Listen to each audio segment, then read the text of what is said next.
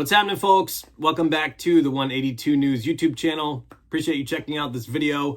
I stumbled across this magazine cover the other day, and I feel like this pops up once a year. It just flashes across my feed. This is from a Total Guitar magazine in 2006, and it's Tom with his glorious hair. A lot of people poke fun at the hair immediately. I think it looks great.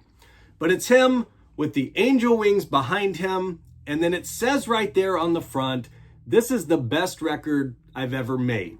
And it's kind of an infamous magazine cover. Tom's addiction to painkillers is well documented at this point in time, so knocking the magazine cover itself is not the point of this. What it really made me do is think to myself, okay, what is actually Tom DeLonge's best record that he has ever made? And I know some folks kind of scoffed at this magazine cover when it came out and him saying that. So just to kind of get everybody caught up to speed, go back what is now 20 years, which is crazy. It's around this time period that Tom and his new band, Angels Airwaves, are releasing We Don't Need to Whisper, their debut album. And so for anybody who picks on this for saying this is the best record I've ever made, how could you say that with your Blink history? That's never been the issue for me, because as an artist, you should always be proud of your most current work. And even if you aren't, you have to say that in the press. I mean, what is he going to put on the front cover of this magazine? This new album from my brand new band is like a little bit shittier than Dude Ranch. So anybody who pokes fun at that component of this magazine cover, I just don't think they get it, even from a marketing perspective. But what it did do this time around when I was looking at it, is it really made me think, okay, what is Tom's best record that he has ever made? And I posted this on the podcast Instagram page. There was a ton of comments coming in. And at the time I was thinking about opening this up for a group podcast or a special guest. And I got so many responses that it might just be too hard to pull off. So I thought I would do it from my perspective, just pretty much like my opinion man here on this video, just for good fun. And then I might open up the phone lines or put together some way that folks can call in, because I do want to hear your opinion on this. And I'm really curious to hear folks' picks when it comes to Tom's best album of all time. And what makes this so hard is that it's not a matter of me picking my favorite Blink album or my favorite album. I really wanted to go into this thinking, okay, purely from Tom's perspective. So taking into account his contributions to the album, his instrumentals, the guitar parts, and then his lyrics and such, what is his quote unquote best album, in my opinion, overall record? So right away, the Blink stuff is kind of hard to put on there, because in theory, for the most part, a lot of that stuff is a 50-50 split between Mark and Tom, especially a lot of the early stuff. So in some of these situations, it was kind of difficult for me, even though I may love a particular Blink album, it's kind of hard to put that over an Angels album that he wrote the whole album of. So it was a really interesting exercise. What I decided to do here is basically break down my top 5 in order, just to make it easy and have a nice little countdown style. I would love for you to drop yours below and why. Genuinely curious. There's no shade in this. As always, it's just for good fun conversation about the band here on the YouTube channel. So yeah, like I said, just to note, it's kind of interesting on the Blink stuff, because really instrumentally, like the Cheshire Cat stuff is crazy hard to play on guitar. So it's almost like some of that stuff, as far as guitar licks, may outweigh some of the newer stuff or the Angels and Airwaves stuff. But because I'm taking into account who wrote what songs, and traditionally, Marcus said, particularly in the past, whoever sings the song wrote it. So on a lot of the earlier stuff, like Cheshire Cat and even Dude Ranch, a lot of that stuff is very Mark heavy when it comes to the songs. I mean, talking about Damn It and Josie and Waggy and M&M's, the list goes on and on and on. So some of the early Blink stuff was really just kind of out of the equation for me pretty quickly. We get up to Enema, and I think that's where Tom's songwriting, especially like with All the Small Things and Dumpweed, it really explodes, and he starts to really have a lot more bigger songs on these albums. But when it comes to Blink, the first one that really made my countdown, coming in at number 5, is Take Off Your Pants and Jacket.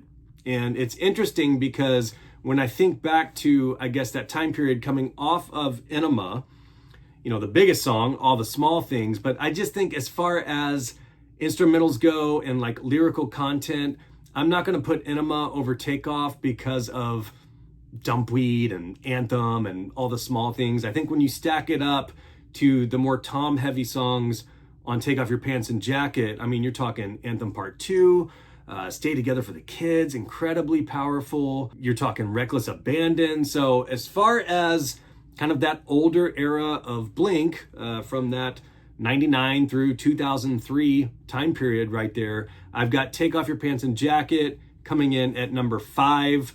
Coming in at number 4, I had to put Untitled on here, and I think a lot of folks will probably say this should be higher. I really debated on this because the thing for me about Untitled is people have been trying to replicate early Blink stuff and Enema and Takeoff sounds forever and ever and ever. I feel like with Untitled, nobody even tries, and I've yet to see anybody even become close to that sound and what they did with that album. Absolute masterpiece. I think they pushed their songwriting boundaries completely out of what anybody would have expected from them at the time. They had earned that right, established themselves, and seeing what they did on that album has yet to be replicated to this day by any band that I've ever heard. If there's an album that is even somewhat close to that, please drop that below. But yeah, for me, thinking about Tom's particular songs on this album, like Asthenia, Always, Obvious. I mean, there's some really great songs on here. And then what he did with the guitars and just how different this album is. You know, I knew this had to be on the top 5 list somewhere, but I was really just trying to figure out, okay, how does this weigh against some of the stuff coming up? Because in theory, you know, to be, I guess, 50-50 here, and then Travis is a big part of the Blink stuff as well. But, you know, a lot of that stuff is a Mark song, you know, so it's difficult.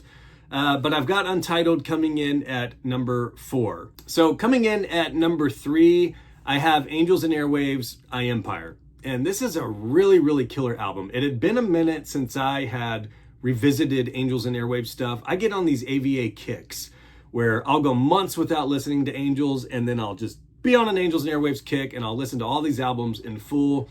And when I'm in the mood for them, man, it's such great music.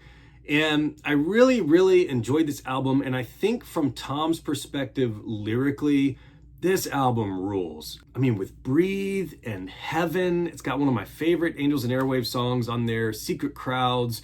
So it really felt like at the time that, yeah, I mean, this was Tom's priority. They put out this album very quickly, following up with their debut.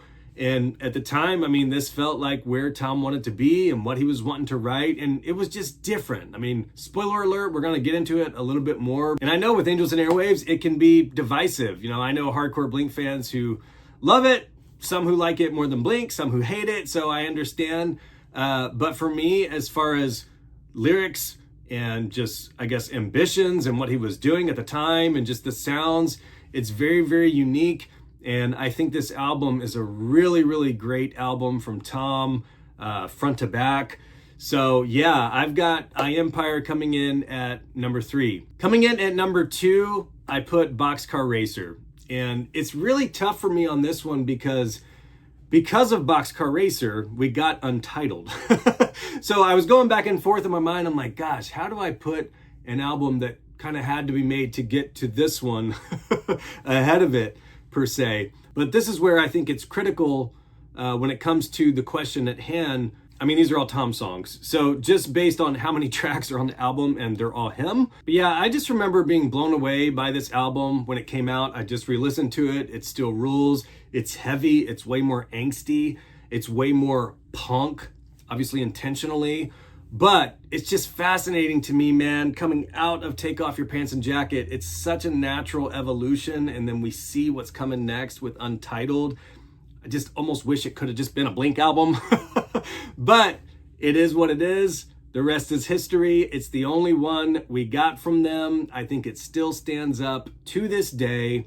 And I also do respect the fact that at the height of Tom and Blink's fame, he stepped away and was like, I'm going to do my own thing. I don't want to be trapped in, you know, a pop punk sound or whatever. Needed to explore different paths. As much as that was weird at the time, and thankfully everybody's in a a different spot now and let bygones be bygones. But yeah, it's almost just kind of sad that at the time this couldn't have been a Blink album, but it had to happen. So yeah, I've got this Boxcar Racer album at number 2. Really a killer album to this day. Like, some of the songs on this album are just so killer. I mean, I remember Letters to God just absolutely blowing me away at the time. Starting off, just nice acoustic song, and then bam, punching in heavy.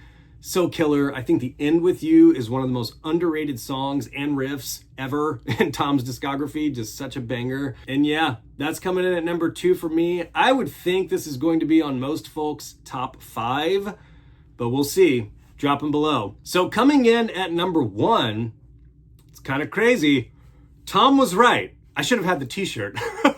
Tom was right on this 2006 Total Guitar Magazine about his number 1 best record, because I had to put We Don't Need to Whisper at number 1. And I did not think that was going to be my number 1. When I was looking at this magazine cover and the thought for this video popped in my head, I would not have guessed at the time that it would be We Don't Need to Whisper, because it's not my favorite Tom album of all time. I don't even know if it's my favorite Angels album of all time, because I love Lifeforms, I love The Dreamwalker. That in and of itself is probably another video for me. But looking at it, and what he did with this album in 2006 to make that departure from funny pop punk guy, a little bit more serious with Boxcar, a little bit more emo and serious with Untitled, but then 3 years after that to just really totally switch sounds. And again, I go back to, this stuff has not been replicated. Now, I know maybe you listen to crazy stuff or can cite YouTube or whatever, but when it comes to, I don't even know the proper term for it, like atmospheric, melodic rock, I don't know. I mean, just genre-wise alone, I don't even know where you place AVA, and that's part of the beauty of it. But for these songs to really just kind of pour out of him at that time, and yeah, maybe if you're not a big Angels fan, you may find some of the stuff either boring or repetitive, but this is a really, really great album. And thinking back to that time period, just kind of crazy. You know, here we are 20 years later. I just listened to this album in full. It's still fresh. It still holds up. And I think from Tom's perspective, to totally switch gears and talking about the emotions and love and the themes throughout this album, I really think this is the best record subjectively. Just my opinion, man, but purely from Tom's perspective, when it comes to doing something different with the instrumentals and then the lyrical content front to back, every song being him, this is my number 1. We Don't Need to Whisper. Tom was right. To the stars, if you watch this, send me a free shirt, please. I'll rock it on the next one. There we have it. 5, Take Off Your Pants and Jacket. 4, Untitled. 3, I Empire. 2, Boxcar Racer. And at number 1, the best record that Tom has ever made, We Don't Need to Whisper. Getting ready to celebrate 20 years of that album. That blew my mind when I looked at the date. It's going to be 20 years of that. It's going to be 20 years of Plus 44. It's just nuts. I really hope we get some rad merch or limited edition vinyl press of these, because those are big milestones for what are incredibly iconic albums. It's crazy to me how good those albums were. And Tom and Mark were just totally apart during that. It's kind of sad. We probably could have had like the sickest Blink album ever, but it's okay. Instead, we got 2 really, really great, amazing albums on their own. Drop yours below. If you enjoyed pop punk history, Blink, sideband land, please subscribe to the channel, and we'll talk soon. Thanks.